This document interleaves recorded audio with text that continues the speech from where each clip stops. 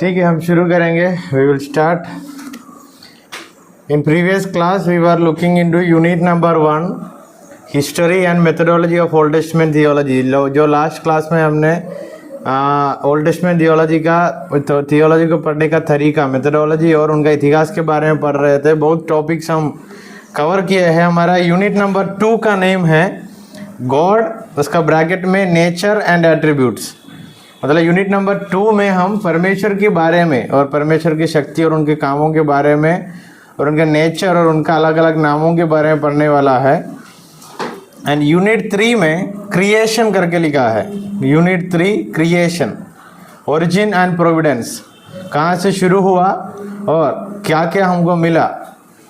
So in unit 2 we are going to study about God, and in unit number 3 we are going to study about creation from the beginning, or in the beginning what happened.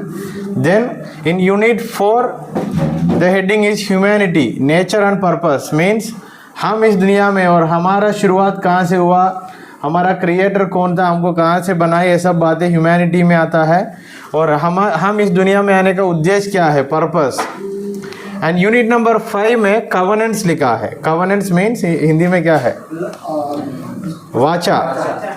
सो ये unit number 2 से लेकर 5 तक जितना अलग अलग topics है, ये सब बातें हम उत्पत्ति से लेकर ड्यूट्रोनॉमी तक, फ्रॉम जेनेसिस टू ड्यूट्रोनॉमी, कितना हमारे किताब बुक्स है, कितना किताब है, वो किताब में हम पढ़ सकता है और हम देख सकता है. मतलब यूनिट नंबर 2 से लेकर यूनिट नंबर 5 तक मेन टॉपिक्स कितना है, ये सब बातें हम जेनेसिस से लेकर ड्यूट्रोनॉमी तक एक एक किताब को लेकर उसको समराइज या उसके बारे में रिवीजन करने के द्वारा हमको पढ़ सकता है. उसके पहले हमको पता है बाइबल को 2 भागों में बांटा है, पुराना नियम, नया नियम, new testament and old testament. और ओल्ड टेस्टामेंट और new testament, the Bible is divided into 2 parts, old testament and new testament. Meaning of the word testament means, unit number 5 में उसका मीनिंग है. टेस्टामेंट करके जो शब्द का अर्थ क्या है, टेस्टामेंट अर्थ, शब्द का अर्थ क्या है, इंग्लिश एग्रीमेंट, कमांडमेंट, और लॉ, इंस्ट्रक्शन, नियम इन हिंदी, और वाचा. सो इन यूनिट नंबर 5 कवनेंट लिखा है. एंड ये जो बाइबल करके शब्द ही आया ग्रीक शब्द से, उसका अर्थ है बिब्लियोन इन ग्रीक, एंड उसका इंग्लिश मीनिंग है बुक और रोल. सो उसमें से पहला 5 किताब के बारे में पढ़ने से हमारा 4 यूनिट खत्म होता है. मतलब पुराना नियम का 5 किताब के पढ़ने के द्वारा ओल्ड टेस्टामेंट थियोलॉजी का भी 4 यूनिट खत्म होता है. इधर सिर्फ कवनेंट लिखा है, सिर्फ क्रिएशन लिखा है, सिर्फ गॉड लिखा है, फिर भी इस किताब के अंदर से हम इसके बारे में और बहुत सारा गहराई से हम पढ़ने के लिए जा रहे हैं. उदाहरण के लिए कवनेंट, वाचा. उत्पत्ति का किताब में कितने लोगों को वाचा मिला, how many are there in the book of Genesis? We can say that how many of them received covenants from God? कितने लोगों को वाचा मिला, पता नहीं अभी भी. अब्राहम को मिला, और अगर पता नहीं है तो मैं पीछे मुड़ के बताऊंगा, वीडियो तो रिकॉर्ड होगा, वो तो क्लास है. पुराने नियम में से उत्पत्ति का किताब से कितने लोगों को प्रोमिस मिला परमेश्वर का, अब्राहम. नूह कहाँ चले गया, फिर अब्राहम को मिला, और याकूब को, फिर डेविड उत्पत्ति में है. So from the book of Genesis itself we can see that unit number 5 is related with to the book of Genesis. So there are many biblical characters, they received covenant or promise directly from God. So we are going to start from Genesis chapter 1. Open Genesis chapter 1. So the meaning of the word Genesis itself is in the beginning. and the first three words you can see in the book of Genesis is in the beginning. उत्पत्ति या genesis का हिंदी है उत्पत्ति, इसका meaning है आरंभ या प्रारंभ और शुरुआत। उसका इंग्लिश है इन द बिगिनिंग, उसका इंग्लिश में आता है इन द बिगिनिंग। हिब्रू में बेरेशित, BERESHIT, आपका PDF में है। हिब्रू में इसको इन द बिगिनिंग को बेरेशित करके बुलाता है। और जेनेसिस का background, when we study about the background things of background details of Genesis, we know that it was written by Moses, ये मूसा के द्वारा लिखा गया। और इस जेनेसिस को पूरा we have 50 chapters in the book of Genesis।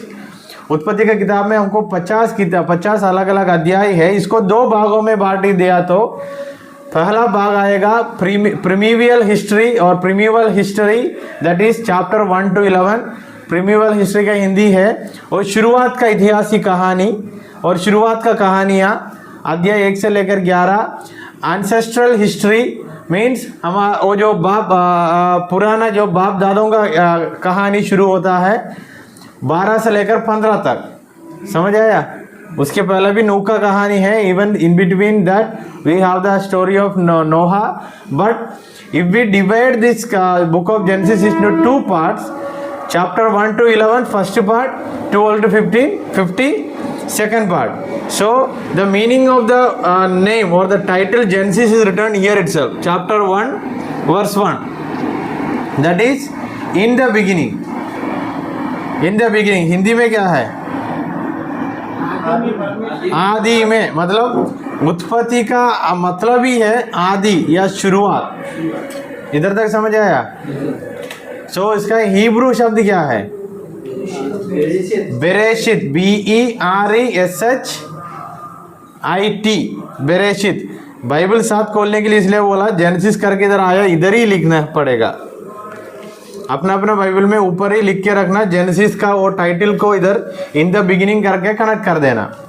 In the beginning करके ऐसा एक लाइन मार के कनेक्ट कर देना, तब आपको शॉर्टकट में ही नोट्स भी आ जाएगा, बाइबल में भी आ जाएगा। फिर रिपोर्ट लिखने के समय उसको ढूंढते लिख सकता है। और मैंने ये बोला जेनेसिस चैप्टर अध्याय 1 से लेकर 11 तक पहला भाग है, वहाँ प्रीमिवल हिस्ट्री है, मतलब वो शुरुआत का कहानियाँ। उसके बाद 12 से लेकर 50 तक वो जो बाप दादों का कहानी और एंसेस्ट्रल हिस्ट्री हम पढ़ सकता है। So we are going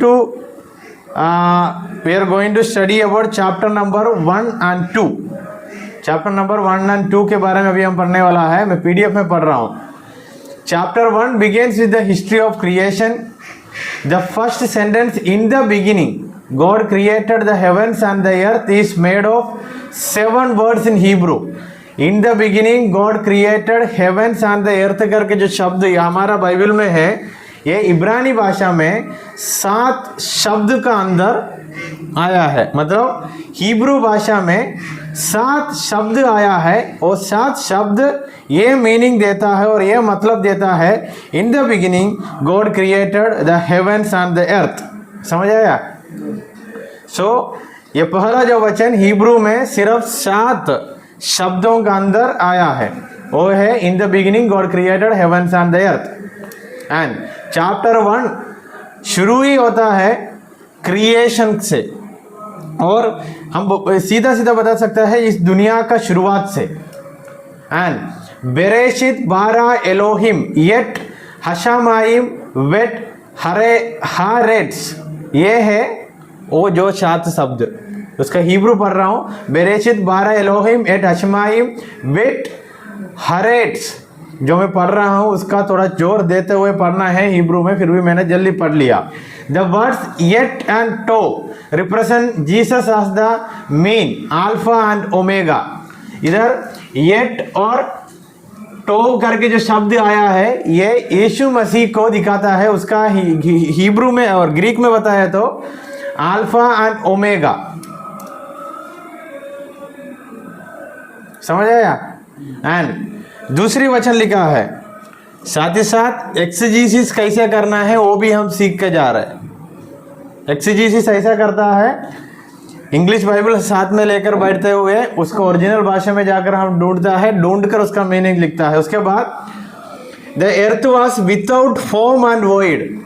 without form and void का हिब्रू है तोहू एंड बोहू।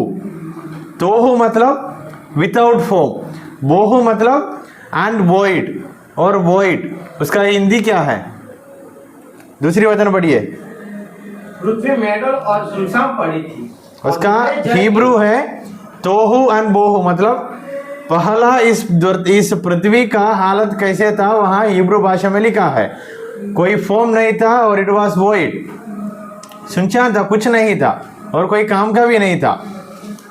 उसके बाद लिखा है and darkness was over the face of the deep and the spirit of God was hovering over the face of the water. वहां पवित्र आत्मा के बारे में भी लिखा है। उसके बाद पहला दिन God created light and name the absence of light as darkness.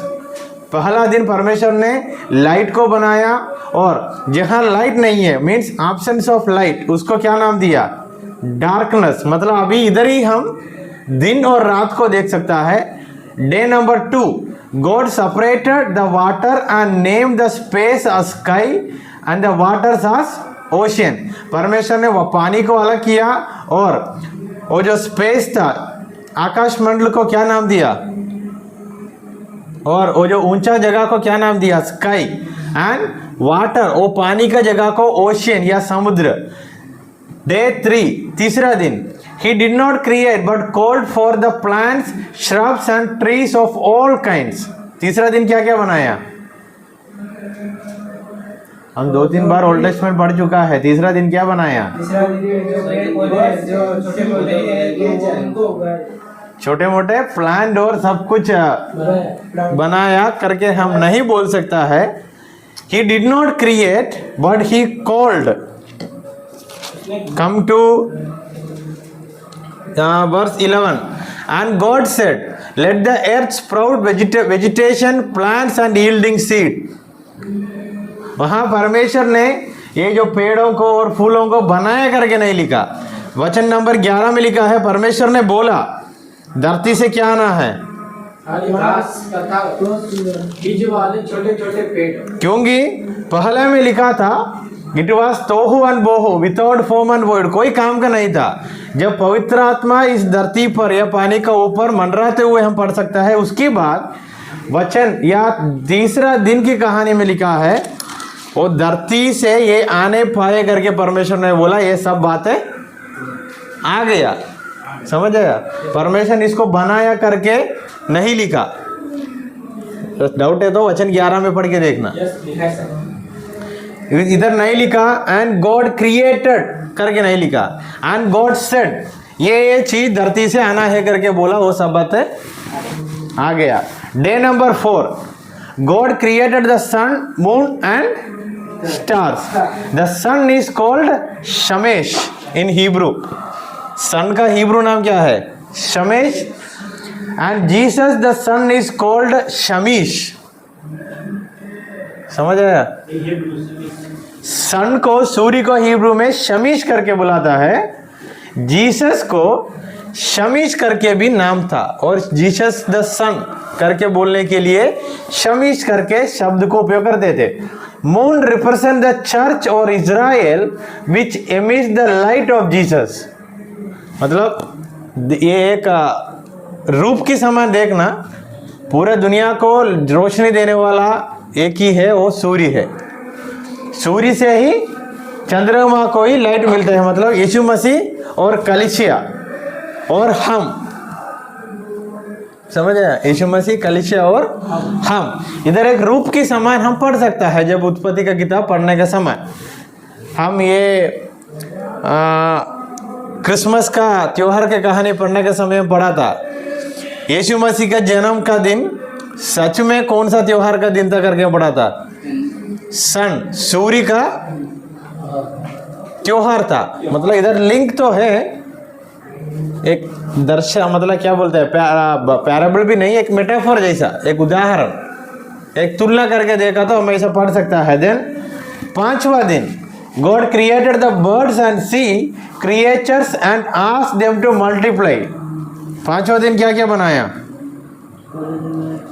पानी का अंदर जितना जितना बातें और पक्षियां है ये सब बातें बनाकर बोला मल्टीप्लाई, इधर से और बढ़ते जाना।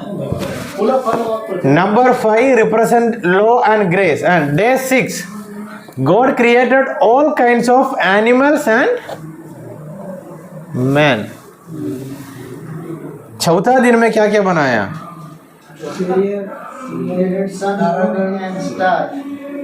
चौथा मतलब मैंने ये पूछ रहा हूँ 6, number 6, day 6, number 6 kinds and animals of man. पढ़िए 24. And God said, let the earth bring forth living creatures according to their kinds, livestock and creeping things and beasts of the earth according to their kinds. And it was so.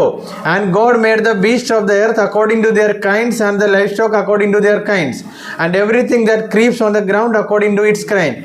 And God saw that it was good. Then God said, मतलब वही दिन परमेश्वर ने फिर बोला, किसको भी बनाएंगे? Let us make man in our image. वहाँ लेट अस करके आया है और इसका हिंदी क्या है? हम. इधर हम पिता पुत्र पवित्र आत्मा का एक रूप या एक बातें हम इधर सीख सकता है, एक सिद्धांत की कहानी इधर से हम पढ़ सकता है, वो बात हम पढ़ेंगे. देन नंबर 7, और 7वां दिन परमेश्वर ने क्या किया? विश्राम किया. इधर तक समझ आया? ये पूरा अध्याय 1 का कहानी हम पढ़ा. इसमें से हमें कुछ नया बातें सीखा. तो हमने ये सीखा, 11 में लिखा है परमेश्वर ने धरती से सब पेड़ और फूल फलों को आने के लिए बोला, उनको नहीं बनाया. ये सब कुछ धरती से आने पाए करके बोला.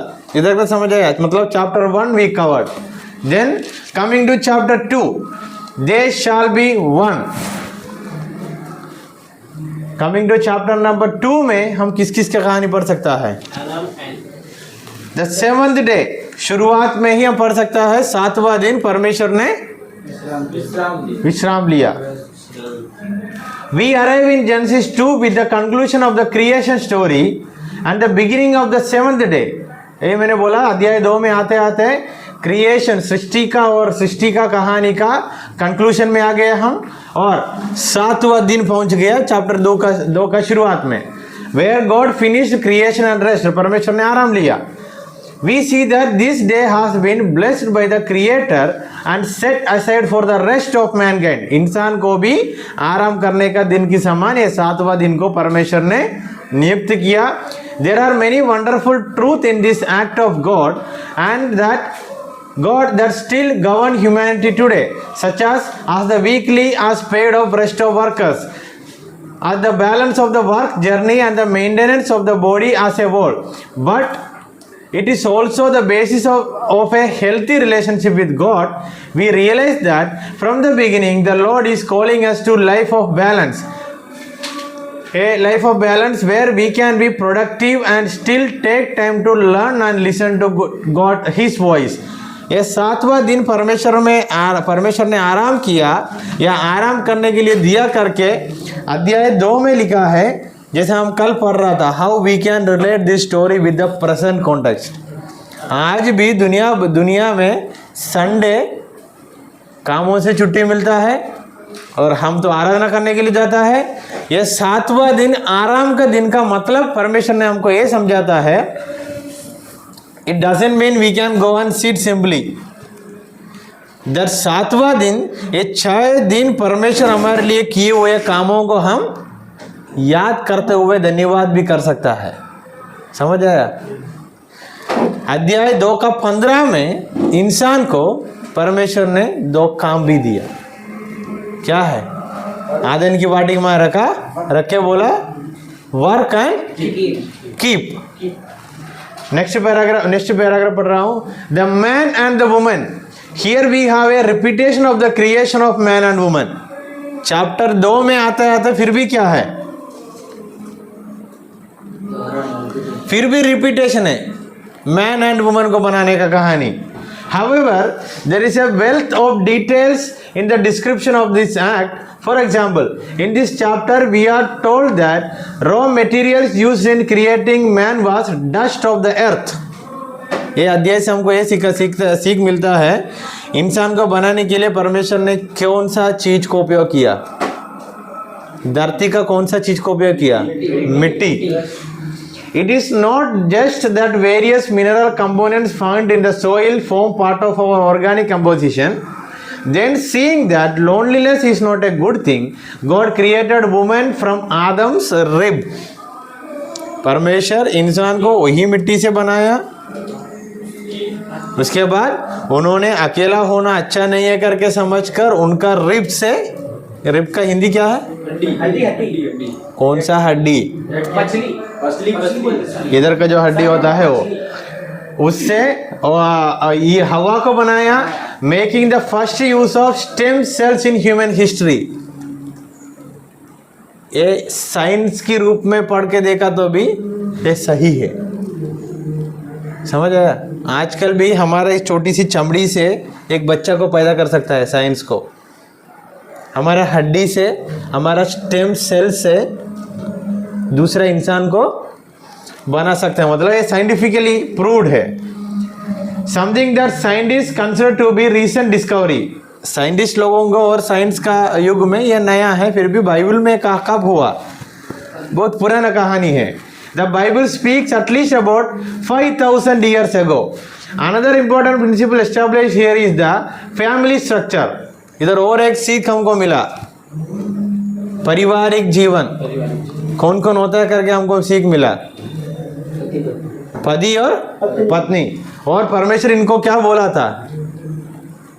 अभी शादी हो गया चुपचाप बैठने के लिए तो नहीं बोला ना, God asked them to multiply the earth, और पृथ्वी को भरने के लिए बोला उनके संतान से। Another important principle established in family structure, which should be man and woman, and he created them. The Lord blessed them and ordered them to fill the earth. Would be impossible in a homosexual relationship. ये पारिवारिक जीवन का तरीका हमको एक बात सिखाता है। आज का दुनिया में एक गलत बात चल रहा है, लड़का लड़का शादी होता है, लड़की लड़की। बाइबल के आंसर क्या है? पारिवारिक जीवन का मतलब क्या है? कौन कौन होना है? अगर सीधा हम बोला तो एक औरत एक पुरुष, वो ही पारिवारिक जीवन है करके कहाँ हमको सीख मिला। और ये शादी, पहला शादी कौन करवाया? जीसस कैसे कर से बोल सकते हैं हम? ओल्ड टेस्टमेंट पढ़ने के समय परमेश्वर, God. The garden of Eden, the first couple lived in a perfect setting where the tree of life and also tree of knowledge of good and evil were planted. आदन की वाटिका में वो पहला couple को, पहला पारिवारिक जीवन को शुरू करने के लिए परमेश्वर उनको सब कुछ दिया, साथ ही साथ अच्छा और बुरा ये भी वो गार्डन का अंदर ही। God instituted the man as the gardener. Man कौन है? इंसान कौन है? वो गार्डन का रखवाला, उसको बोलता है गार्डनर। गार्डन को रखवाला करने वालों को gardener. And the woman as his helper, मतलब हमारा आदम ने सिक्योरिटी है तो सिक्योरिटी करने वाला चौकीदार का हेल्पर कौन है? हवा, Eve. And gave Adam the order not to eat the tree of the knowledge of good and evil. क्या नहीं खाना करके बोला? वो जो फल है उसको, let's they eat of it on the day they would die, which to them was a strange term. परमेश्वर उनको बोला जब तुम लोग ये खाएगा तब तुम लोग क्या हो जाएगा? ये मरना का कहानी एक बड़ा कहानी है, इसलिए इधर से एक और एक सिद्धांत हमको मिलता है, द डॉक्ट्रिन ऑफ डेथ। शायद मैंने लिखवाया था इन क्रिश्चियन एजुकेशन में, डॉक्ट्रिन ऑफ डेथ। इधर तक समझ आया? ये जो बातें हमने पढ़ा पीडीएफ का सेकंड पेज से पढ़ा, ये वीडियो में भी आ जाता है। ये 3 पैराग्राफ में इसका एक्सप्लेनेशन दिया है। इसका पहला एक्सप्लेनेशन में अध्याय 2 का थोड़ा सा कहानी लिया है, और दूसरा एक्सप्लेनेशन में ये पारिवारिक जीवन का कहानी ये सब बातें दिया है। Coming to chapter 3, the fall of man. The fall of man, इधर मैन करके इसलिए लिखा, इसका मतलब ऐसा नहीं है सिर्फ आदम की कहानी है। Meaning of the word man क्या है? मैन करके मीनिंग, शब्द का अर्थ क्या है? एक न्यूट्रल वर्ड है, मनुष्य। लड़की होगा और लड़का होगा, क्या है? मनुष्य है। Eve falls as a victim to Satan's plan of deceiving humankind. She believes and eats the fruit of knowledge and gives it all to Adam also. पहला ये फल को कौन खाया? हवा ने खाने का रीजन क्या था? वो मना शैतान आकर क्या बोला? वो बातें मानकर खाया, उसके साथ किसको भी दिया? हवा आदम को शेयरिंग इज केयरिंग. या मैंने खाया, आप भी खाइए करके दिया. Their eyes were open and felt ashamed of their nakedness, and they wore dresses made of fig leaves. कौन सा पेड़ का कपड़ा पहना? Fig tree. हाँ, अंजीर का पेड़. जब हम ट्रिनिटी कॉलेज में गया था, अंजीर का पेड़ मैंने दिखाया था. उस पेड़ का पत्ता कितना बड़ा है? पेड़ को नहीं दिखाया, पत्थर नहीं, पत्ता. अगर पेड़ को देखा तो पत्ता पेड़ का ही पेड़ में पत्ता होता है. पत्ता थोड़ी साइड पे जाके खड़ा होता है, बाद में आकर देखने के लिए खड़ा हो जाऊंगा. इतना बड़ा है वो नहीं, मतलब पत्ता कितना बड़ा है वो नहीं. वो दूसरा वाला पता था. वो दूसरा है. वो ये दूसरा दिखा होगा इसमें. वही मतलब अंजीर से वो वाला है. इधर थोड़ा बड़ा है, इधर थोड़ा अलग. केला का पत्ता है ना, सरसों का पेड़ पता है कितना बड़ा, बहुत बड़ा. आपने देखा कितना बड़ा? अंजीर का इधर भी है. हाँ, केला का छोटा है. जाकर पेड़ में देखो, ये होता है बड़ा वाला पेड़ का पत्ता होता है. मिनिमम बड़ा साइज होता है, इतना छोटा तो नहीं है, लगभग इतना इतना होता है. मतलब उससे ये लोग कपड़ा पहना के पहना. क्यों? कब से? जब से फल खाया, वो फल को तोड़ के खाया, हम नंगा है करके समझ आ गया, तुरंत कपड़ा. मतलब फर्स्ट टेक्सटाइल्स हम बना सकते हैं. टेक्सटाइल, कपड़ा मिलने वाला दुकान को टेक्सटाइल्स बोलते हैं. पहला कपड़ा का शुरुआत भी फैक्ट्री भी कहाँ था? आदन की वाटिका में हुआ. God find this out in the next morning, and they were punished and sent out of the garden, and protects the tree with a cherubim. The first prophecy of the Messiah is also seen in this passage. Coming to chapter 3.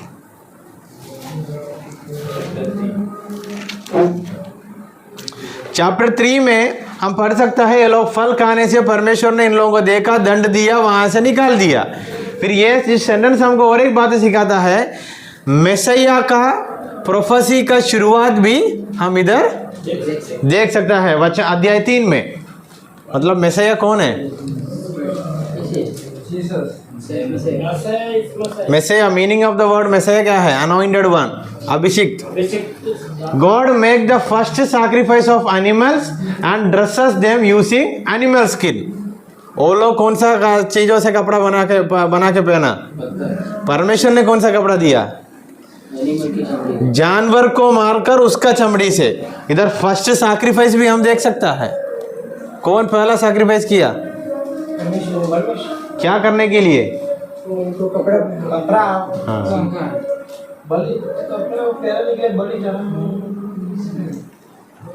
Coming to chapter 4. Coming to chapter 4, the first murderer कौन है? पहला हत्या कौन किया? Can ने किसको मारा? So chapter 4 begins with the story of first baby born to Adam and Eve. अध्याय 4 का शुरुआत में ही आदम हवा का पहला बेटा का जन्म हुआ. उसका नाम कैन. लेटर उसके बाद दूसरा बच्चा का नाम क्या है? हाबेल. Adam and Eve must have had another sons and daughter too. उनको और बच्चा और बच्चा हुआ होगा. हमारे हाथों में कितना लोगों का नाम है? 2 लोग, 3, 4. 2 लोग. आगे 4 कौन सा है? कैन, हाबेल,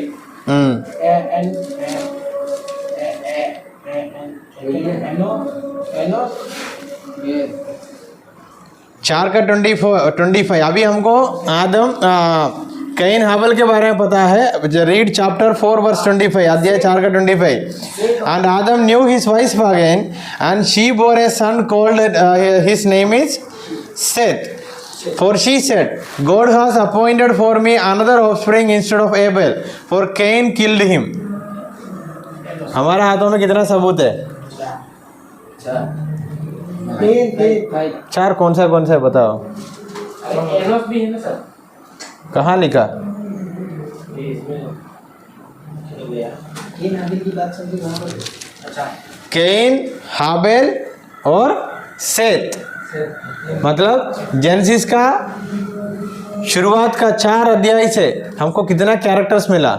गॉड, सातान है, फिर आदम, हवा, कैन, हाबेल, सेत।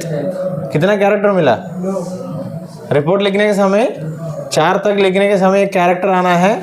कितना जगहों मिला हमको? आदन की वाटिका और वही और कौन सा? मुख्य रूप से आदन की वाटिका एक जगह मिला। और कितना टॉपिक्स मिला 4 अध्याय पढ़ने से? गॉड, उसके बाद क्रिएशन, उसके बाद सिन, उसके बाद पनिशमेंट, क्योंकि पनिशमेंट दिया, उसके बाद सैक्रिफाइस और कहती डेथ। इतना अलग अलग टॉपिक हमको 4 अध्याय से मिला। एक बार सोच के देखिए, ओल्ड टेस्टमेंट थियोलॉजी पढ़ने के समय पूरा पुराना नेम से कितना टॉपिक्स मिलेगा। ऐसा मत सोचो, क्योंकि ये 4 अध्याय पढ़ने से कितना टॉपिक मिला, यही टॉपिक अभी बाकी सब किताबों में कंटिन्यूएशन हुआ है। समझ आया? इतना टॉपिक अभी हम सीखा, यही टॉपिक रिपीट हुआ है। फिर भी कहानियों में आदमी बदल जाता है, कैरेक्टर्स बदल जाता है, जगह बदल जाता है, सिचुएशन बदल जाता है। इसलिए मैंने बोला शुरुआत में, जेनेसिस सब बातों का, सब डॉक्ट्रिन्स का, सब सब्जेक्ट का क्या भी है? शुरुआत भी है, बिगिनिंग भी है। So chapter 4 begins with the story of first baby. Next paragraph पढ़ रहा हूं। Abel became a shepherd and Cain became a farmer. Abel कौन था? कैन कौन था? खेती करने वाला। And they both give their first fruit as a sacrifice to God. God accept Abel's sheep and it has blood sacrifice where Cain's produce is rejected as it does not have blood. हम पढ़ सकता है ये दोनों का कहानी में परमेश्वर किसका सैक्रिफाइस में और किसका बलि में प्रसाद किया या पसंद किया? इसलिए आबेल को, कैन को गुस्सा आकर आबेल को मार डाला। आबेल को मार डालने के बाद परमेश्वर ने आकर, आबेल को मार डालने के बाद कैन ने चुपचाप कर अलग उनका काम पे बिजी था। परमेश्वर आकर क्या बोला? आबेल का खून अभी भी रो रहा है करके बोला। उसके बाद कैन का जीवन में क्या हुआ? कैन भाग गया। वचन अध्याय 4 का 11। घोड़ा बन गया। उन्होंने एक वॉन्डरिंग या भटकने वाला बन गया। कमिंग टू 4 वर्ष 17, कैन ने उसको पत्नी को जाना।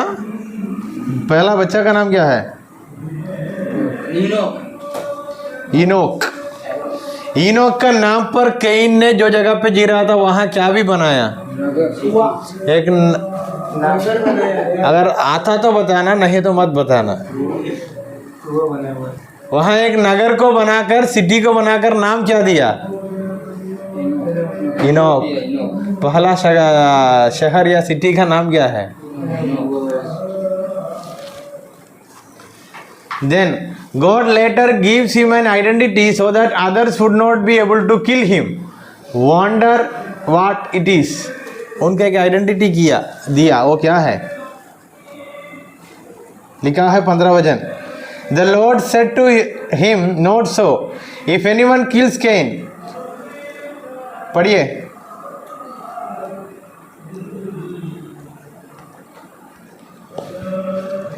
परमेश्वर कैन को कुछ बातें बोला, उन्होंने वहां से भाग गया। In the same chapter we can also find second murder recorded in the history. Second murder कहाँ है?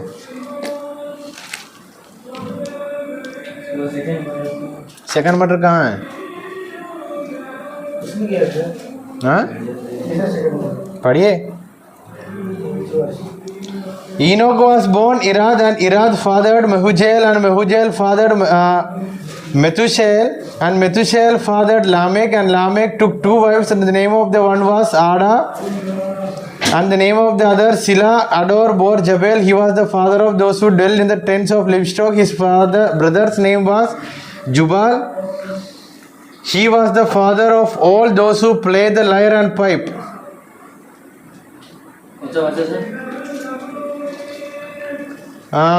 वचन 23 पढ़िए. Lamech said to his wives, Ada the Zillah, hear my voice. You wives of Lamech, listen to what I say. I have killed a man of wounding me, a young man for striking me. दूसरा हत्या का कहानी कहाँ है? अध्याय 4 का 23 में कौन किया? लामेक ने बताया उनका पत्नियों से. वो बताया मुझे किसी ने परेशान किया था, मैंने उनको क्या कर दिया? मार डाला. चैप्टर 4 तक समझ आया? मतलब अभी कितना हत्या हुआ? पहला हत्या कैन ने किया, दूसरा हत्या लामेक ने किया. फिर भी सबूत नहीं है किसको मारा. उनका पत्नी है वो? नहीं पता नहीं. इन्होंने लिखा है ये कैसा वाला जवान को मारा, पत्नियों को कैसे मारा, पत्नियों को बुलाकर बताता है. So coming to chapter 5, we can give the heading as walking with God, परमेश्वर के साथ चलना. इधर जीनियोलॉजी दिया है. आदम का मतलब है मैन, सेत का मतलब है अपॉइंटेड, इनोश का मतलब है मॉर्टल, केनान का मतलब है सोरो, महालियल का मतलब है द ब्लेस्ड गॉड, जारेद का मतलब है शाल कम डाउन, इनोक का मतलब है टीचिंग, मेतुशेला का मतलब है हित डेथ शाल ब्रिंग, लामेक का मतलब डेस्पेयरिंग, नोहा का मतलब कंफर्ट. अभी चैप्टर 5 तक जितना इंपॉर्टेंट कैरेक्टर को हम पढ़ना था वो भी इधर चैप्टर 5 में समराइज किया है. इसका हिंदी पढ़ना है तो जाकर एक एक शब्द लेकर उसका हिंदी ढूंढ के देखना. मैन मतलब इंसान, अपॉइंटेड मतलब नियुक्त किया हुए व्यक्ति, मॉर्टल मतलब हिंदी क्या होगा? मृत्यु या डेड बॉडी, ऐसा कुछ होगा. I am not sure in Hindi क्या है.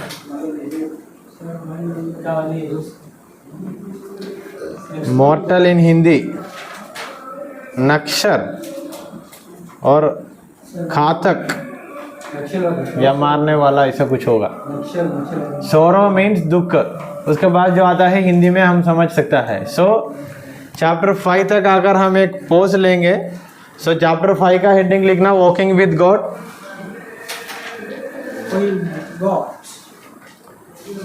और चैप्टर 5 में जीनियोलॉजी. जीनियोलॉजी का हिंदी क्या है? वंशावली. In Hebrew, each name plays a very important role and has meaning. When we put together the meaning of the name in Genesis 5, they reveal the gospel. Hebrew नामों को एक बड़ा मतलब है. इन नामों को मतलब अर्थ सीखने से इस 5 किताब से, 5 अध्याय से सुसमाचार में हम जा सकता है. उदाहरण आदम, मैन, सेत, अपॉइंटेड, ये सब पढ़ने से सुसमाचार का कहानी भी हम इसका अंदर. उदाहरण मैन अपॉइंटेड, यीशु मसीह को अपॉइंट किया, उसके बाद उन्होंने ड्वेल करने के लिए धरती पे आया. उन्होंने परमेश्वर का ज्योति था, वही परमेश्वर का ज्योति था, वही ज्योति था. उन्होंने धरती पे आया, उसके बाद टीचिंग किया. उनका मृत्यु हमारे लिए क्या लाया? उद्धार लाया. और वहां से लेकर हमारा कंफर्ट, ये सब कुछ कहानी इन लोगों का नाम जोड़ के देखा तो हमका यीशु मसीह का कहानी को पूरा का पूरा समझ आ सकता है. समझ आया? इन लोगों का नाम जोड़ के पढ़ने से. इसलिए पुराना नियम का प्रचार करने के समय वहाँ जगह का नाम, इंसान का नाम दिया गया तो हम क्या करना है? वो जगह का और इंसान का नाम का अर्थ जाके ढूंढना. तब हमको प्रचार करने में और एक्सप्लेनेशन करने में थोड़ा मतलब या थोड़ा गहराई से हम समझा सकता है. समझ आया? Next Enoch walked with God for 3 centuries and was not, for God took him. Men lived for many years in the beginning. Methuselah marked 969 as the highest age because back then the earth was not cursed before the flood of Noah. इधर इंसान कितना साल जिया वो लिखा है. मेथुसेला कितना साल जिया? 969. सो chapter 5 जितना नाम दिया गया हम चैप्टर 5 में उसको जोड़ के देखा तो हमको किसकी समान लगता है इस नामों का अर्थ. सुसमाचार की कहानी हम इस नामों का अर्थ से देख सकता है.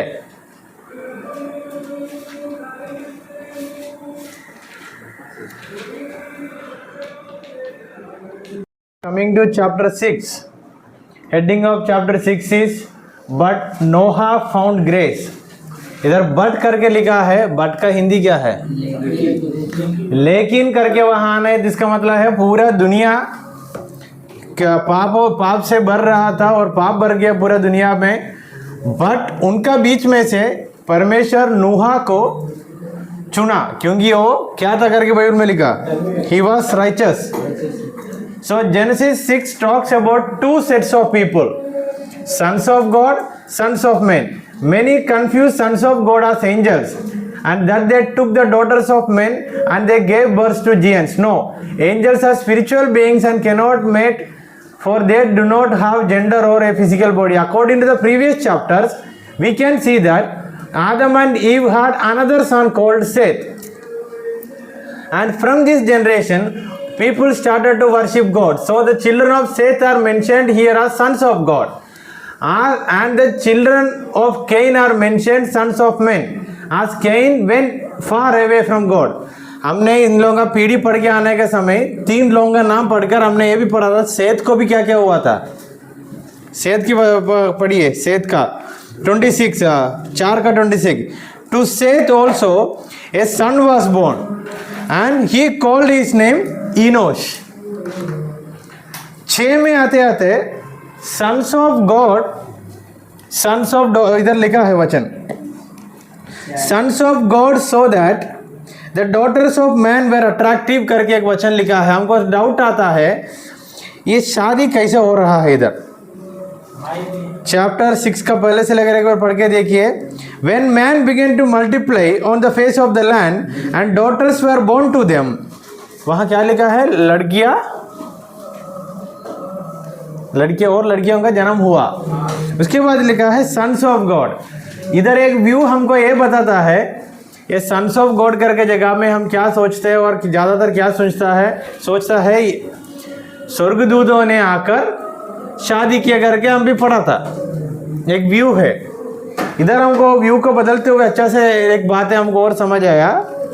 आदम हवा का तीसरा बेटा का भी बच्चा लोग हुआ था. शायद वो लोग ये लड़कियों से शादी किया होगा. एक पॉसिबिलिटी है क्योंकि वचन 4 का 26 में क्या लिखा? सेत को भी क्या हुआ था? संतान हुआ, बच्चा हुआ. वो लोग शादी किया होगा करके एक व्यू है.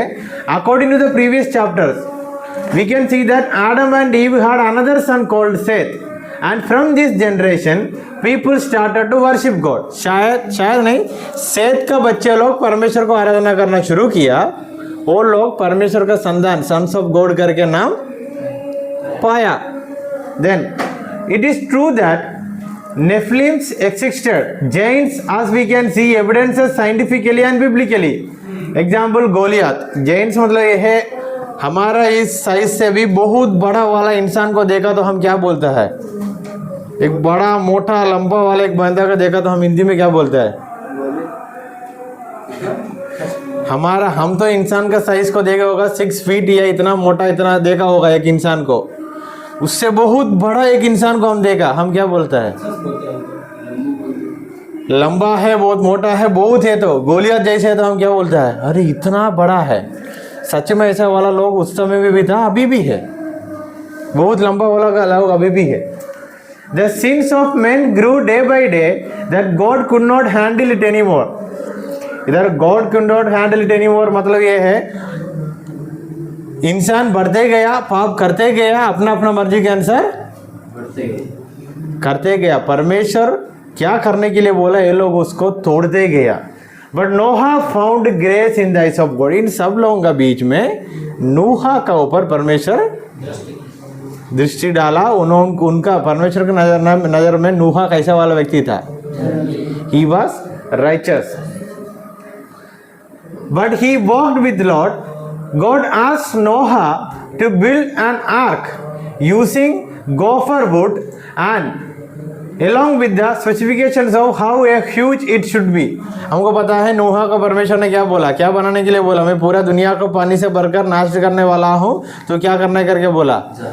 एक जहाज, बड़ा जहाज बनाना, उसका मेजरमेंट सब कुछ परमेश्वर ने दे दिया करके हमको अध्याय 6 में दिखाता है। और इसका अंदर किस किस को लेना है, क्या क्या चीज़ों को लेके चलना है, वो भी परमेश्वर ने आज्ञा दिया करके अध्याय 6 हमें सिखाता है। ये अध्याय 6 में हमको सिखाता है। अध्याय 7 में आते आते जब महाजल प्रलय, द फ्लड, अभी हम आया अध्याय 7 जल प्रलय। एक डाउट आता है, नूहा से जल प्रलय आएगा, ये बनाना है करके बोल के कितना साल के बाद जल प्रलय आया?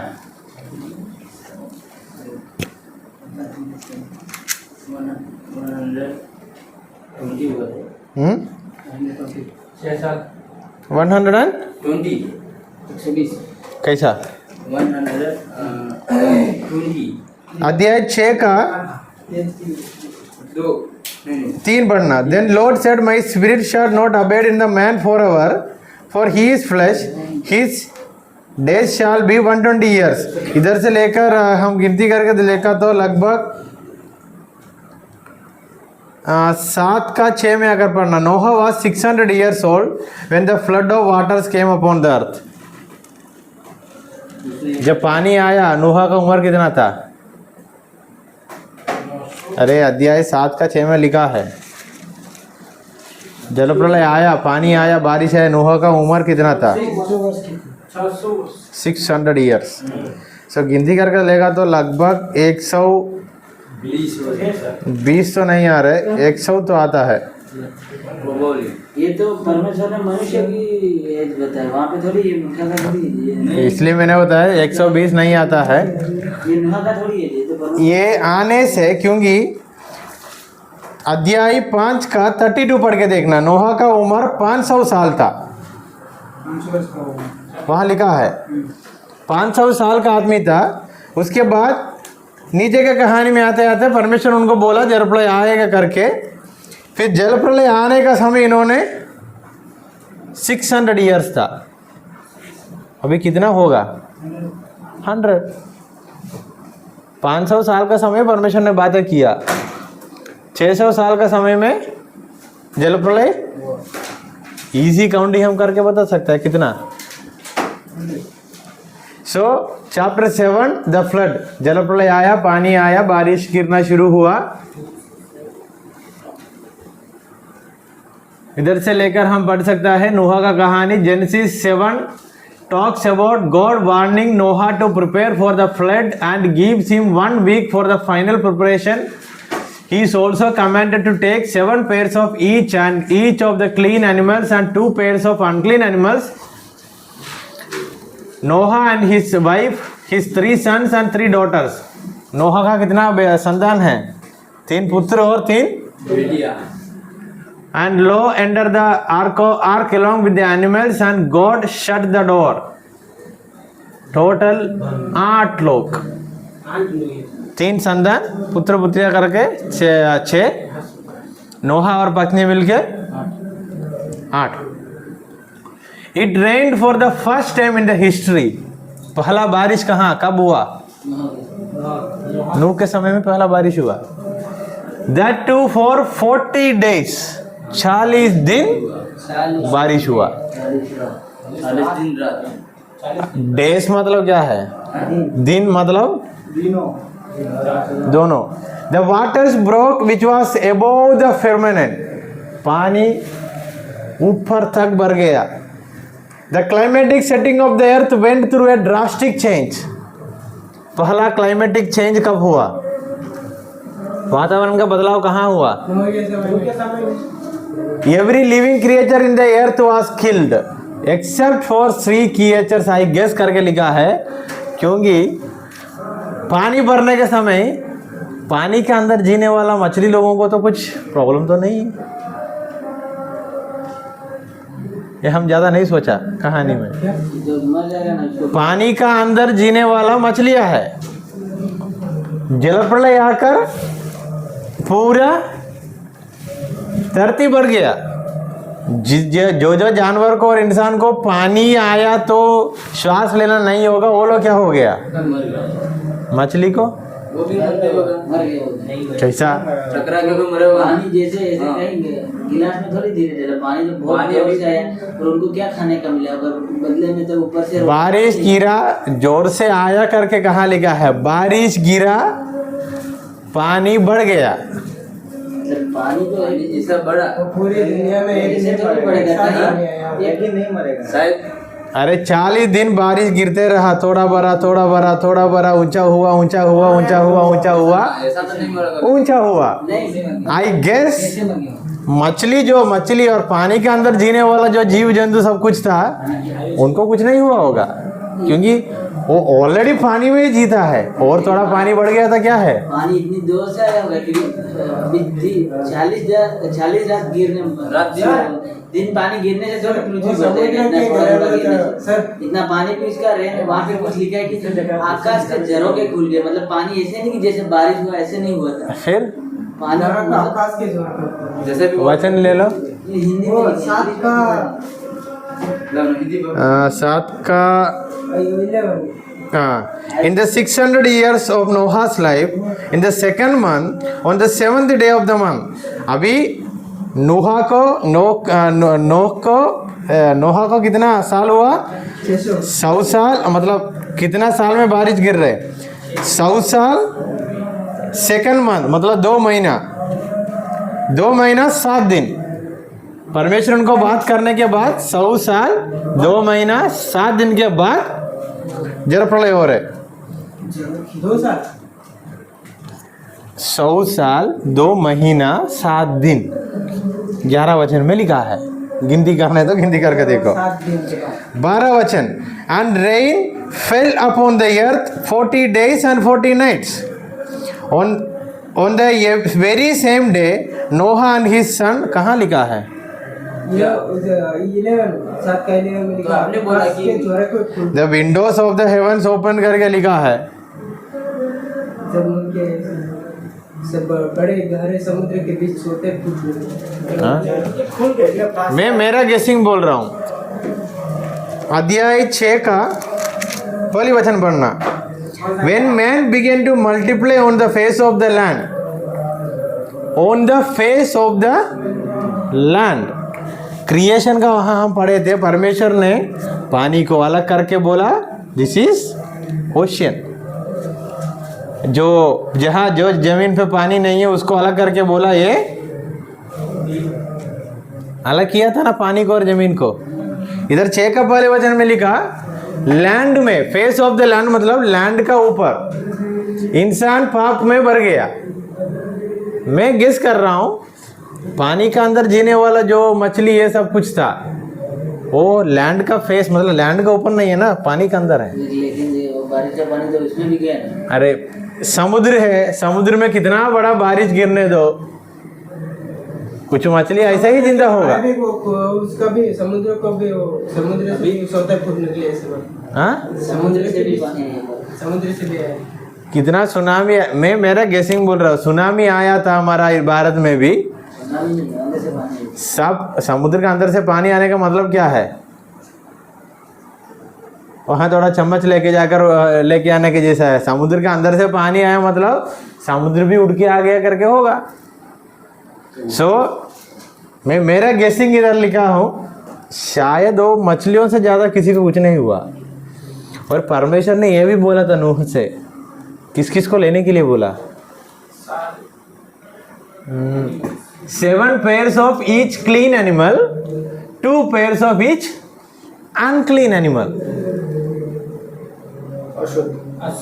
शुद्ध और अशुद्ध एनिमल को लेने के लिए बोला, और पत्नी और बीवियों को सबको लेके जाने के लिए बोला।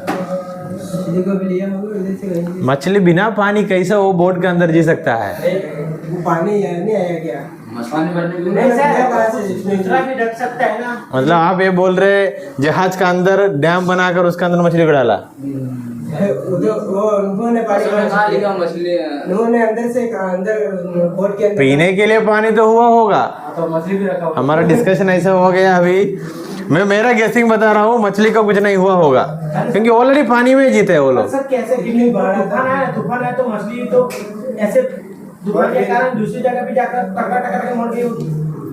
ये कौन सा वाला तूफान है मुझे पता नहीं। तूफान आया तो भी पूरे समुद्र को उठा के लेके तो नहीं जाता है ना। नहीं बराबर तूफान आया छेपाड़ के इधर का समुद्र का पानी अंदर आया होगा, फिर भी मछलियां पड़ा है। अगर इतना जल्दी से आता था एक दिन में खत्म हो जाएगा। देन जीसस सेड दैट, अभी वो डाउट तो मन में रखना, मछली को कुछ नहीं हुआ होगा। It rained, then the whole earth was covered in water. Only who were in the ark were saved. All the other sinners, sexually immoral, homos, LGBTQ करके लिखा है, वो लेटेस्ट वाला शब्द है। बाकी सब लोग का क्या हो गया? धरती पर पानी भरने से बाकी सब जीव जंतु सब कुछ क्या हो गया? परमेश्वर ने अध्याय 1 में कितना चीजों को बनाया, अध्याय 7 में आते आते सब नष्ट। अभी कितने लोग बचा है? कुछ जानवर, नोहा का परिवार और कितने लोग बचा है। कहानी पूरा होने के बाद वो कहानी में जाना। Then what was the message that Noah gave to the people? Noah ने लोगों को क्या संदेश दिया था, क्या वार्निंग दिया था? Repent before God punishes you. मन फिराओ, कुछ होने वाला है, जल प्रलय, परमेश्वर पूरा धरती को नष्ट करने वाला है, मन फिराओ करके बोला। उनका बात किसी ने भी नहीं माना। जब जल प्रलय आया, एक बार सोच के देखो, 40 डेज का बारिश है, पानी थोड़ा से बढ़ते बढ़ते बढ़ते जाने के समय इंसान थोड़ा सा सोचते हैं ना, अरे कल रुकेगा, कल रुकेगा, कल रुकेगा। रुका नहीं, पूरा भर गया।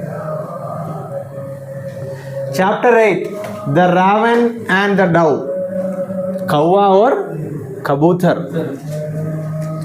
यस, नूहा का कहानी से हम जा रहे हैं। अभी अलग एक एक व्यक्ति का कहानी लेकर लिखने का हमको जरूरत नहीं है, क्योंकि हम कहानियों का बीच में से कुछ कुछ बातें सीख के जा रहा है। अभी रावण एंड डव, नूह पहले किसको भेजा था? अध्याय 8 में आते आते बारिश कम हुआ, नोहा ने क्या किया? पहले किसको भेजा?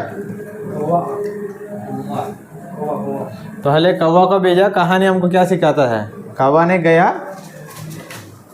कौवा ने जाकर, वचन 6 से लेकर at the end of 40 days, मैं सीधा वचन लेकर 6 करके इसलिए बोल रहा हूँ क्योंकि मैंने अंडरलाइन किया की वर्सेस।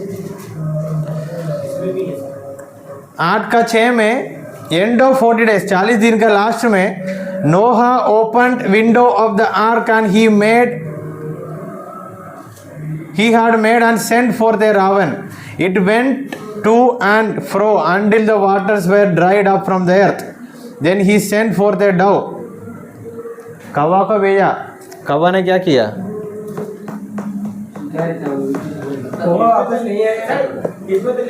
सेकेंड टाइम नूहा ने किसको भेजा? गया, वापस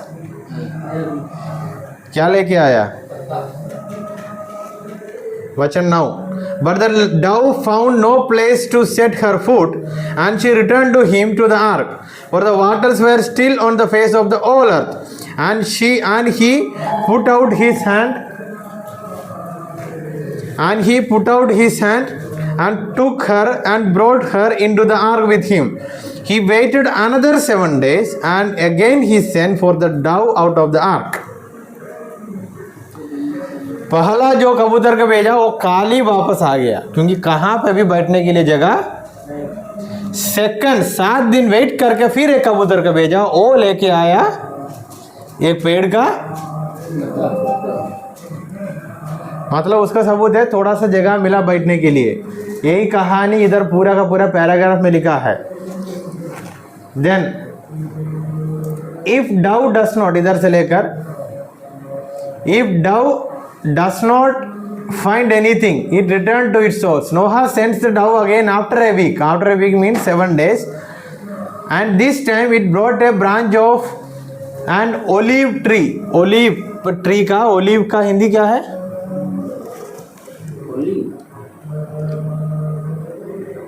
वचन 11 पढ़िए हिंदी में। जैतून, एक ओलिव ट्री का पत्ता लेकर आया, मतलब कहाँ पे थोड़ा पानी नीचे आया करके समझ आने के लिए। अभी हम पंडित लोग क्या करके देखना है, ये पानी कितना गहरा था और कितना ऊंचा था करके समझ आना है, तो हम ओलिव ट्री का फोटो ढूंढिए। पेड़ तो बहुत लंबा होता है सर। लंबा नहीं है। मतलब पेड़ का वो कबूतर पता लेके आया तो देखो ना पेड़ कितना लंबा है।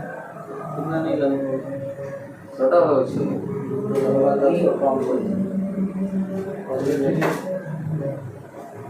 ओलिव ट्री कितना बड़ा है? बहुत बड़ा है, हमारे लिए तो बहुत बड़ा है। कौन सा? आसम वाला नीलर का पेड़, काटा हुआ पेड़ है। ओलिव ट्री कितना बड़ा है देखा हो, एक बार उसका फोटो देखा तो समझ आएगा। ये कबूतर जाकर कितना ऊंचा में बैठकर फिर वो लेके आया। उसके बाद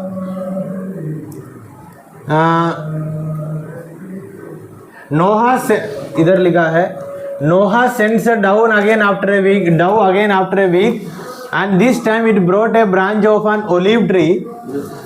Olive tree. This signifies that the water has subsided and still land could not be found. Olive trees survived during the flood. Dove feed only from the ground and make nests using discarded twigs. A bird cannot make nest just from a tree. Noah sends out dove for the third time after a week. At this time, it never returned. उसके बाद तीसरी बार और एक कबूतर को नोहा ने भेजा, वो वापस नहीं आया क्योंकि उनको बैठने के लिए जगह मिल गया, मतलब पानी कम हो गया. Which means that the earth is now suitable for all animals to survive. अभी सबको बाहर, नाव से बाहर आकर जी सकता है. One may ask how clean and unclean animals were known to Noah even before the law was given. अभी theological पढ़ने वाला और थियोलॉजिकल ट्रेनिंग किया और ओल्ड टेस्टमेंट में पहले से पढ़ा वाला व्यक्ति को समझ आएगा अच्छा जानवर बुरा जानवर क्या है. लेवी व्यवस्था में लिखा है. मूसा को कहाँ से, अच्छा नूहा को कहाँ से समझ आया? आपको पता होगा वहाँ रहा होगा तो उसको पता नहीं, मतलब कहाँ रहा होगा? उनके पास बोट में से पता चला कि बोट में आने से पहले परमेश्वर ने बोला अच्छा जानवर बुरा जानवर को लेके आना. The giving of the law only made God's standard crystal clear to mankind. It always existed. Spiritually speaking, the raven signifies John the Baptist, who had the spirit of Elijah, and the dove signifies Jesus Christ, who had the Holy Spirit. ये एक picturisation है. Picturisation है. उदाहरण के लिए मैं बताना चाहता हूँ, यीशु मसीह आने से पहले कौन आया? यीशु मसीह आने से पहले चिल्लाते हुए ये कौवा का और कबूतर का कहानी देखना. ये जमीन सीधा है सब कुछ है करके करने से पहले कौन गया था बाहर? गया यूहन्ना बपतिस्मा आया, उसको क्या कर दिया? उसके बाद यीशु मसीह आया. एक पिक्चराइजेशन है. पूरा का पूरा वो लेकर प्रचार मत करो. यीशु मसीह कबूतर है, कौवा है, यूहन्ना. पिक्चराइजेशन है हमको याद रखने के लिए. सो चैप्टर 8 का 20 क्या लिखा है? सब लोग जहाज से बाहर आ गया. आने के बाद तुरंत नोहा ने क्या कर दिया? 8 का 20. Then Noah built an altar to the Lord and took some every clean animal. अच्छे एनिमल को लेकर वहां क्या किया? बलि चढ़ाया. इधर तक जेनेसिस का कहानी लाइन पे आ गया? हाँ कल्पेश आ गया? पक्का आ गया. सो हाँ ये वाला ये सच में है. वो हम पढ़ेंगे, आर्कोलॉजी भी हम पढ़ेंगे। सो चैप्टर 8 में वो बड़ा नाव कौन सा पर्वत का ऊपर रुक गया? अरारत पर्वत का ऊपर वो बड़ा नाव रुक गया। वो लोग उतरा, उतरने के बाद धन्यवाद या धन्यवाद करने के लिए और धन्यवाद की आराधना करके हम समझ सकता है नूह ने क्या किया, वेदी बनाकर, आल्टर बनाकर वहां बलि चढ़ाया। अध्याय 8 खत्म होता है। चैप्टर 9, ये हेडिंग याद रखना, the baptized earth. The baptized earth करके इसलिए बोल रहा हूं, पूरा पानी भरकर धरती को क्या कर दिया? डुबा दिया। बपतिस्मा देने का समय हो गया, समानी हो गया, धरती डूब गया। अभी नया Genesis 9 says that Noah built an altar and made offering to the Lord, and after leaving the ark, God blessed Noah and his sons and told them to repopulate and fill the earth. Then the Lord gave some instruction that permitted man to eat meat, but he gave a strong warning against killing people, since life is in the blood. It is said that everything grew bigger before the flood, even men. Animals started to fear men only after the flood. ऐसा बताया गया, जानवर भी इंसान से डरना कब से लेकर शुरू हुआ? उस समय से। कौन से समय से? कैसे हम बता सकता है? क्योंकि वो नाव का अंदर सब लोग इतना डिसिप्लिन के साथ 40 दिन रुका था। 40 दिन नाव का अंदर डिसिप्लिन के साथ था। वहां शेर था, बकरी भी था, किसी को कुछ हमला नहीं हुआ। हम लोग खाना नहीं थे क्या? खाना अभी तो हमको एक सबूत मिलता है, एनिमल्स इंसान को डरना शुरू किया कर। वही मेरा डाउट है, ये जानवर क्या खाता था? शायद जानवर को मारते तो खाता था। नाव में क्या खाया? वो मुझे पता नहीं, मैं नाव के अंदर तो नहीं था। वो एक डाउट है, नाव के अंदर क्या गया। दूसरा एक बात यह है, परमेश्वर ने सब कुछ किया, अपना अपना खाना भी परमेश्वर ने दिया है। वो 40 दिन का सफर है। Animals started to fear men only after the flood. God established a covenant with man and living creatures to never again flood there. परमेश्वर ने एक वाचा भी दिया, क्या? अभी मैंने दुनिया को पानी से नहीं भरूंगा। वो वाचा का चिन्ह आज भी हमको क्या दिखाई देता है? उसको क्या बोलता है? वो रेनबो, इंद्रधनुष, धनुष अभी भी दिखाई देता है, अभी भी दिखाई देता है। The rainbow is a beautiful reminder that God cares for us and keep his promises. There are groups that claim that it is their symbol, but it is not. It belongs to God. Then we see a negative incident that happened between Ham and Noah. Some say Noah was drunk and that he sinned. Scientifically, fermentation was a new thing after the flood. So Noah did not know that grape juice would become a wine over time. There are arguments regarding what Noah's nakedness really mean. Is it his or his wife? Why did Noah curse Canaan if it was Ham who made a mistake? कहानी में क्या है? नोहा उसके बाद सो गया, उसका नंगापन उनका बेटा देखा करके लिखा है कौन सा वाइन पिया? Grape juice. दूसरी बात यह है, ये अंगूर का, ग्रेप का शराब या जूस, वाइन बनता है करके भी ये लोग जल प्रलय के बाद डिस्कवर किया। उसके पहले तो नहीं था। पहले किसको आता है? जो है अभी इतना लोग ही बात है, बाकी है। कौन? सब लोग मर गया। अभी नूह का परिवार को ये कैसे पता चला? वो मेरा एक डाउट था, शायद वो बनाया। इधर नोहा का नंगापन करके लिखा है, नेकेडनेस ऑफ नोहा, अध्याय 9 का 20. He drank of the wine and became drunk and lay uncovered in his tent. And Ham, the father of Canaan, saw the nakedness of his father and told his 2 brothers outside.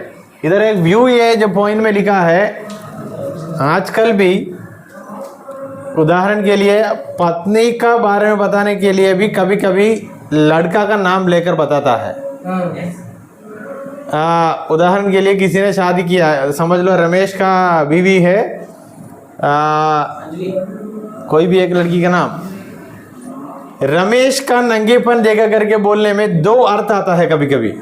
एक वो व्यक्ति नंगा होकर देखा, दूसरा उनका पत्नी का कहानी भी आता है। एक बोलने के क्या बोलते हैं, एक बात बोलने से हम दूसरा बात समझ लेते उससे। एक व्यू इधर बताया, नूह का नंगापन देखा करके बोला था शायद उनका पत्नी होगा, ऐसा कुछ रिलेशन है करके भी एक व्यू है, पता नहीं सही है नहीं। उसके बाद भी कौन देखा है, हाम ने देखा, नूह का बेटा हाम ने देखा, वो जाकर क्या बताया, क्या किया पढ़ेंगे। एंड हाम the father of Kanan so the nakedness of his father and told to his two brothers. Then Shem and Japheth took a garment and laid on both their shoulders and walked backward and covered the nakedness of their father. Their faces were turned backward and they did not see their father's nakedness. When Noah awoke from his wine and knew that his youngest son had done to him, he said, "Cursed be Canaan." Noh ने किसको कर्ज किया, कनान को। हमने देखा कनान को कर्ज किया। वचन पढ़ के देखिए 25 9 का 25। हाम the father of Kanan, Kanan का पिता था हाम। हाम ने देखा नूह ने किसको श्राप दिया, कनान को। वो मेरा भी एक डाउट है, देखा इन्होंने, कर्ज किया इनको, किसी को पता नहीं होगा ऐसा इज्जत की बात है। So here we cover chapter 9। जो जो व्यूज मैंने बताया, शायद नोहा का नंगेपन करके उनका बीवी का आया होगा, ये पूरा का पूरा मैंने स्थापित तो नहीं किया, एक डाउट मैंने बताया। और ये श्राप दिया करके कनान को दिया, शाम को नहीं दिया, ये भी हमारे एक डाउट है। Coming to chapter 10 table of nations, बहुत अलग अलग जातियों का नाम आप लोग पढ़ सकता है। कौन सा अध्याय में? 10। Genesis 10 is considered to be the oldest ethnological list in the world. God sent 70 people, means 70 nations to repopulate the earth after the flood.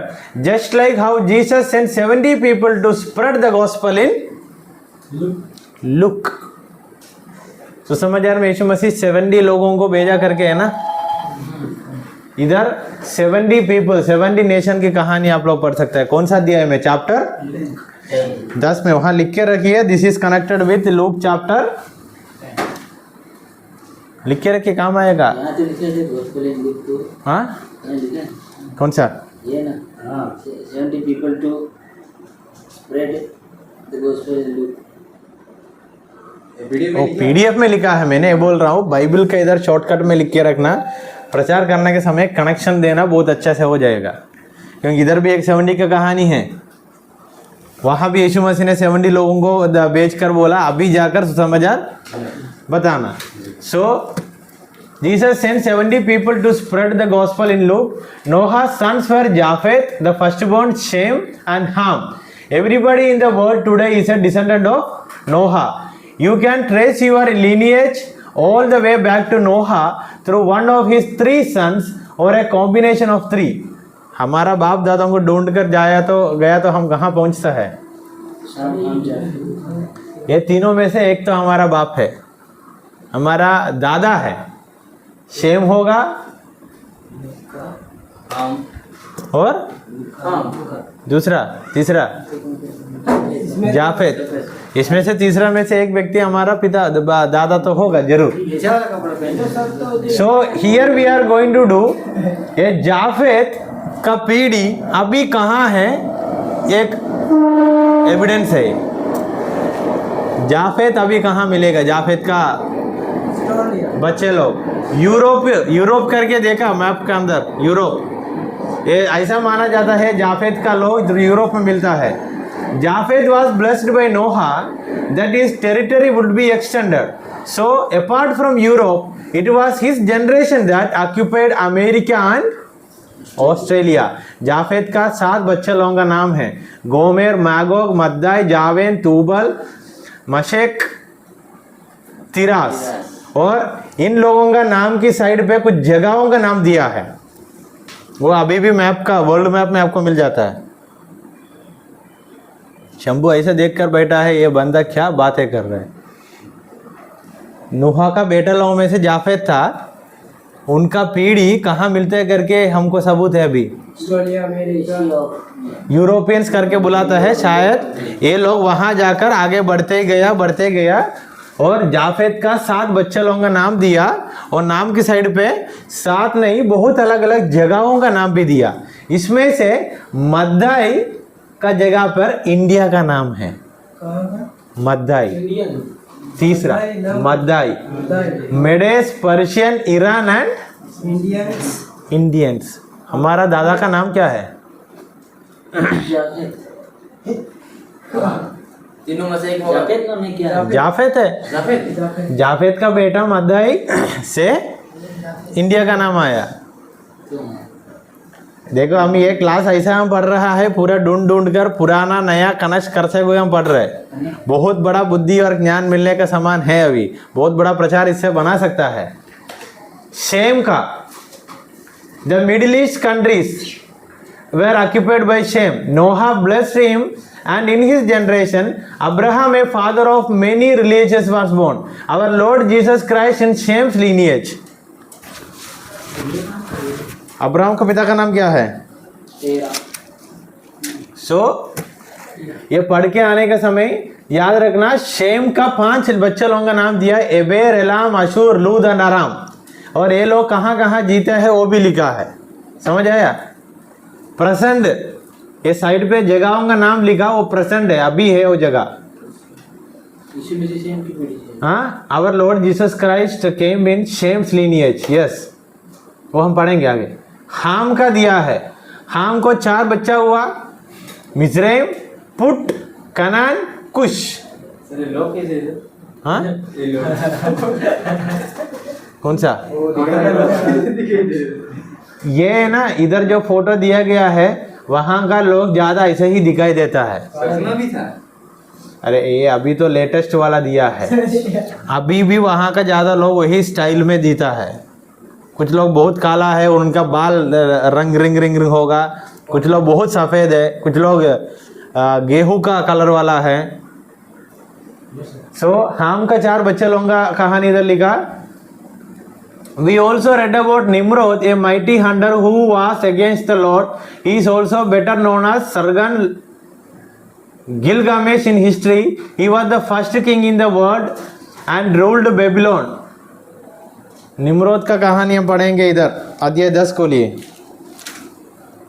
10 का 8। कुश, ये देखो, हाम का 4था बेटा है कुश, कुश का बेटा है निम्रोद। इन्होंने ऐगुप्त देश में पहला राजा का या लीडर के समान था, बहुत बड़ा आदमी था करके इधर लिखा है। अभी हम जाफेद का हो गया, शेम का हो गया, हाम का हो गया, और किसका बाकी है?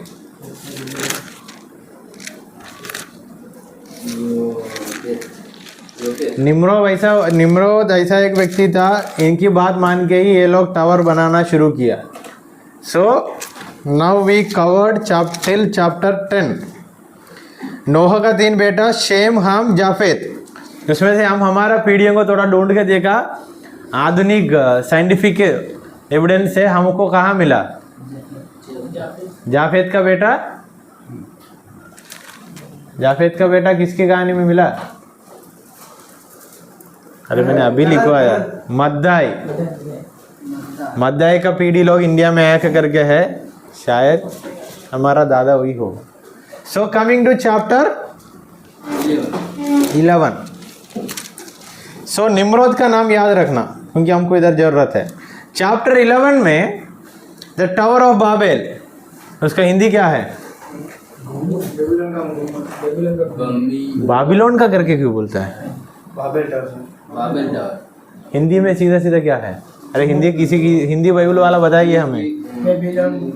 मिस्टर माइकल, चैप्टर 11 का वहाँ वो बाबेल टावर का हिंदी बताओ। इसका बाइबल में अभी 11 अध्याय ही नहीं मिलेगा।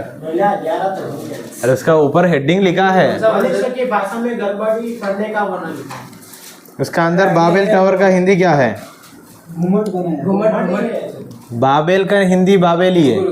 नहीं, घुमट अरे गुम्मट टावर को बोलता है, बाबेल का वही है सर, वो घुमट ही बाबेल का घुमट। बाबेली है ना, बाबेल टावर। वो बाबेल टावर लगभग कैसे होते थे इधर लिखा, इधर फोटो आपको दिखाया है पीडीएफ में, देखा? ये ऐसा स्वर्ग में पहुंचता क्या? हाँ, स्वर्ग में, पूरा स्वर्ग में जाता है ये। और निम्रोद कैसे वाला आदमी था, एक फोटो इधर दिया है, जेनेसिस 10 का 10। ये जो गुम्मट की समान ही आज हमारा भारत में कौन सा धर्म का मंदिर को हम देख सकता है? हिंदू वाला, हिंदू वाला आपको ऐसा वाला मुस्लिम का कहाँ दिखाई दिया? पावागढ़ में है ना, वो पावागढ़ ठीक है। हिंदू एंड क्रिश्चियंस का मंदिर ज्यादा ये शेप में हम देख सकता है। चैप्टर 11 का एक बात बताता हूँ। परमेश्वर ने दुनिया बनाकर इंसान को उसका अंदर बसने के लिए जगह दिया। अभी आते आते इंसान ने ऊंची स्थान बनाकर परमेश्वर को उसका अंदर आने के लिए बता रहे। समझ आया? उसका अगुवाई करने वाला व्यक्ति था Nimrod. After the flood God had instructed men to reproduce and fill the earth. मैंने इसका हिंदी बताता जाता हूँ, आप लोग इंग्लिश में देखना पीडीएफ में। ये जो जलप्रलय आने के बाद परमेश्वर ने बोला इंसान को पूरा दुनिया पर बच्चा और संतान से बढ़ते ही जाना।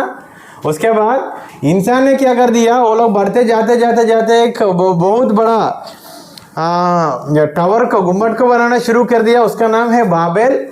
उसके बाद वो लोग का सोच यह था वहाँ परमेश्वर को हम जगह देंगे। जब परमेश्वर ने स्वर्गराज से इसको देखा, परमेश्वर ने क्या सोचा, ये अच्छा काम नहीं है, इसलिए परमेश्वर ने उन लोगों का भाषा में गड़बड़ी किया।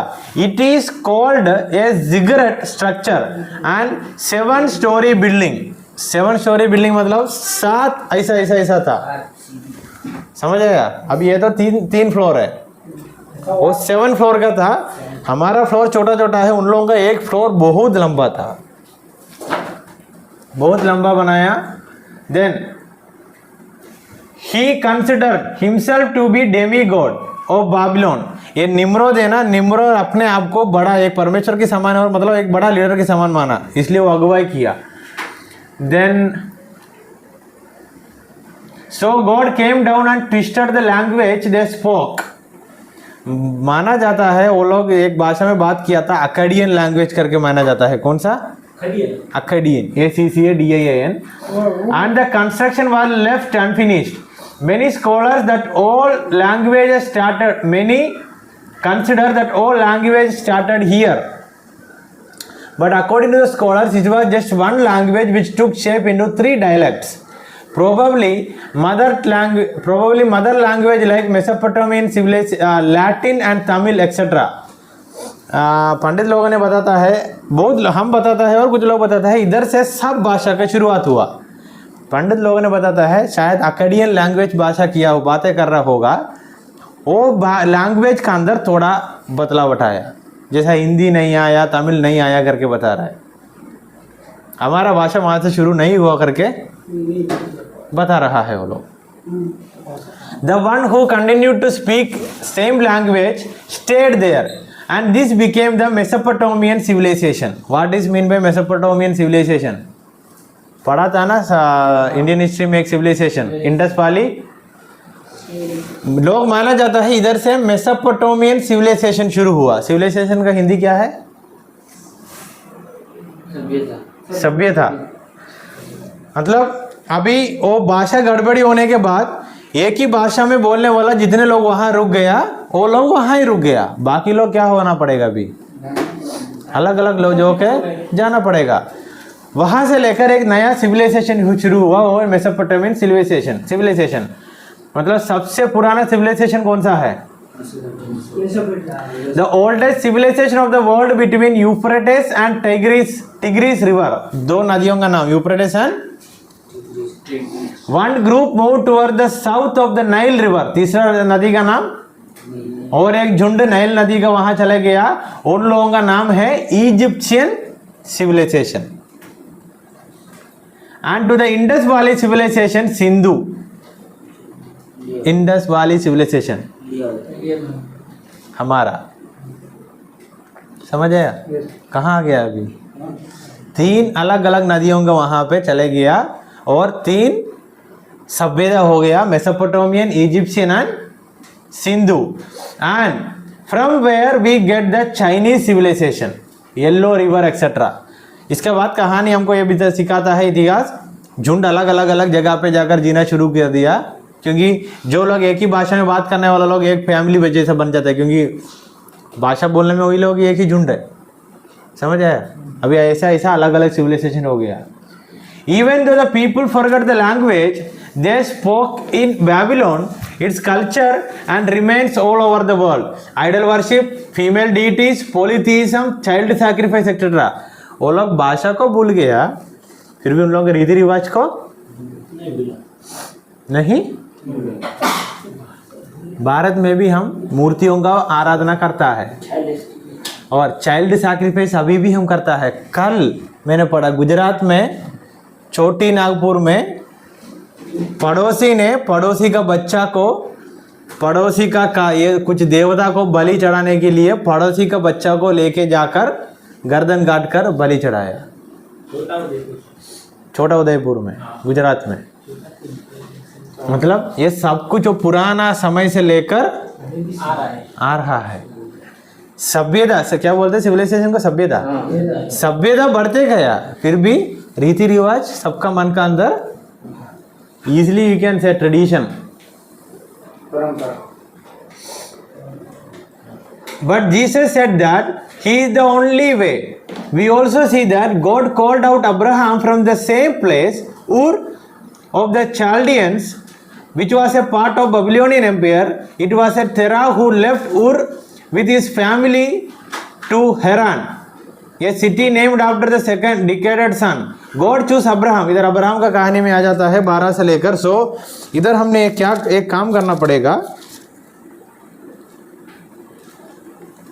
एक बार ESV बाइबल वालों के हाथों में है ये जो द जीनियोलॉजीज ऑफ जनरेशन है। आदम का आप 11 तक आकर एक फुल स्टॉप लगाएंगे। अभी हम एक काम करेंगे, आदम का 3 बच्चा कैन, आबेल, सेत, और इनो का बच्चे। कैन का अलग अलग बच्चे लोगों का कहानी है, आबेल को बच्चे लोग नहीं है। क्यों? मर गया। और ये एक बात भी एक बात पता है, सेत का जन्म हुआ करके आबेल को पता नहीं है।